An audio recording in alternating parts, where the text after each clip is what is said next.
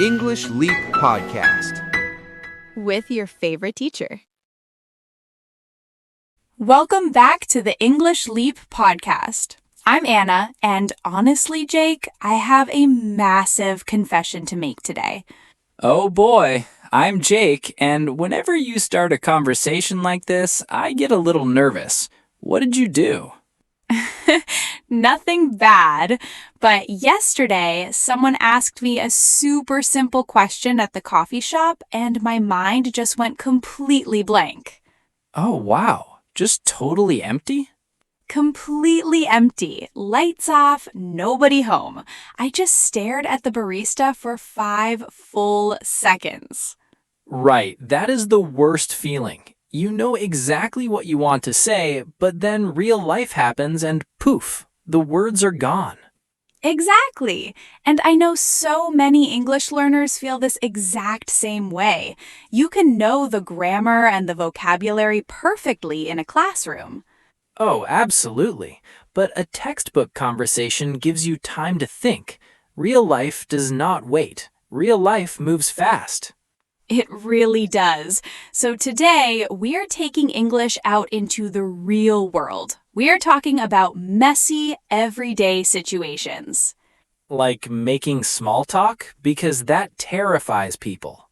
Yes, small talk, ordering food, answering the phone, and fixing awkward misunderstandings.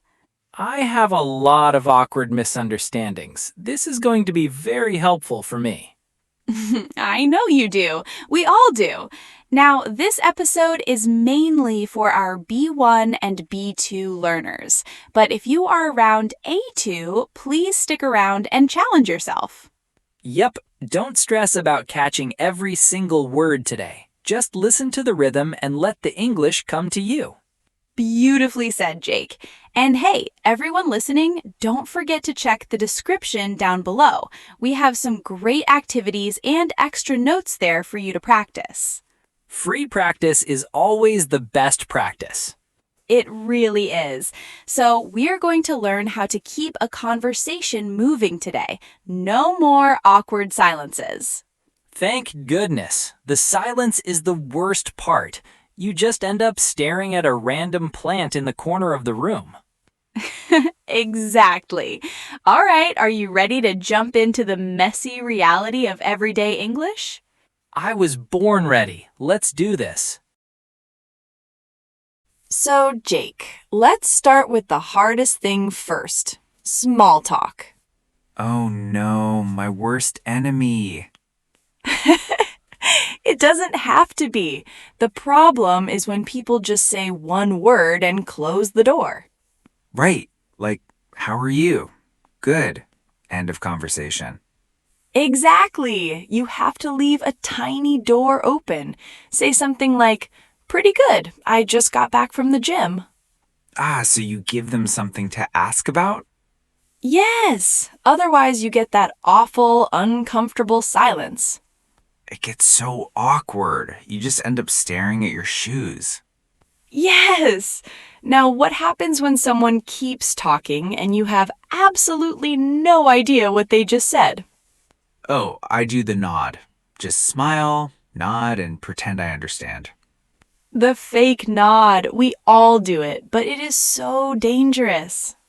It really is. Once I nodded for 10 full minutes in a meeting. I was completely lost. Oh, wow. What happened? My boss finished talking, looked at me, and asked for my opinion. Total disaster.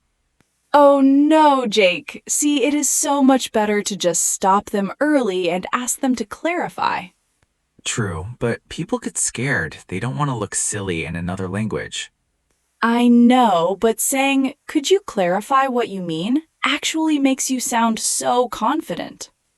That does sound very professional. It is. It shows you are actively listening. Now, what about when you go to a cafe? I always panic. I look at the menu and suddenly forget every type of coffee I've ever liked. And then you hesitate when it's your turn to order. Exactly. The barista stares at me and I just freeze. It is perfectly fine to say, give me a moment. You don't have to rush. I usually just panic and say, I'll have what the guy in front of me had. Jake, that might not be an appropriate choice if he ordered a triple shot iced matcha espresso. True, I learned that the hard way. It tasted like cold grass. Oh my goodness, real life is just so messy sometimes. Speaking of messy, can we talk about texting? Oh, texting is a trap. It really is. Someone sends you a long, thoughtful message and you just reply, okay. Ouch, that sounds so cold. I know, but I'm just busy. And then it turns into a massive misunderstanding. Yes, because tone completely disappears in a text message. They think you are angry with them. Exactly. How do you fix that without writing a whole essay? Just add one more word. Okay, sure. Or sounds good. It adds warmth instantly. That is so simple. And if a friend is apologizing because they were late or made a mistake, just reassure them. Say, no worries, it happens. No worries is my favorite phrase. It saves everything. It really does. It takes all the pressure off the situation. So basically, real-life English is just a series of small, friendly repairs. That is exactly it. You don't need perfect grammar to survive real life. You just need to keep the connection alive. All right, it is time for the word tour. My favorite part. This is where we look at the fancy words we just used. Haha, exactly. We naturally used 6 great words today. Let's break them down so everyone can use them confidently. Our first word is awkward. Oh, I know this one too well. Awkward means uncomfortable or slightly embarrassing. Yes, usually in a social situation. For example, you could say, there was an awkward silence after he told that terrible joke. Or, my personal favorite, it was so awkward when I waved at someone, but they were actually waving at the person behind me. Oh, wow, that is the worst. Okay, word number 2 is clarify. Clarify means to make something clearer or easier to understand. Perfect. So instead of doing the fake nod, you ask for help. Like, could you clarify what time the meeting starts? Or if someone explains a very messy project, you can say, just to clarify, you want this finished by Friday. Right. It is such a polite, professional way to check. Next up is the word hesitate. Ah, my cafe problem. Hesitate means to pause before doing something because you are unsure. Exactly. Like, I hesitated before asking him the question. Or my daily struggle, I hesitated because I didn't know which coffee to order. You also hear people say, please don't hesitate to ask for help. It just means don't be afraid to ask. I really like that phrase. What is word number 4? Appropriate. This means suitable or correct for a particular situation. Right, because you can talk a certain way with friends, but not with your boss. Exactly. For example, you could say, is this outfit appropriate for a formal dinner? Or if someone is being rude at work, I really don't think that comment was appropriate for the office. Spot on.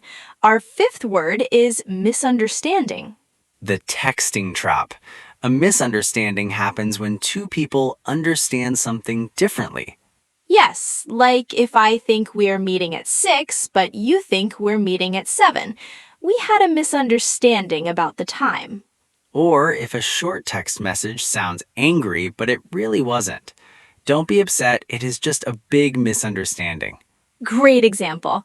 And that brings us to our final word today, reassure.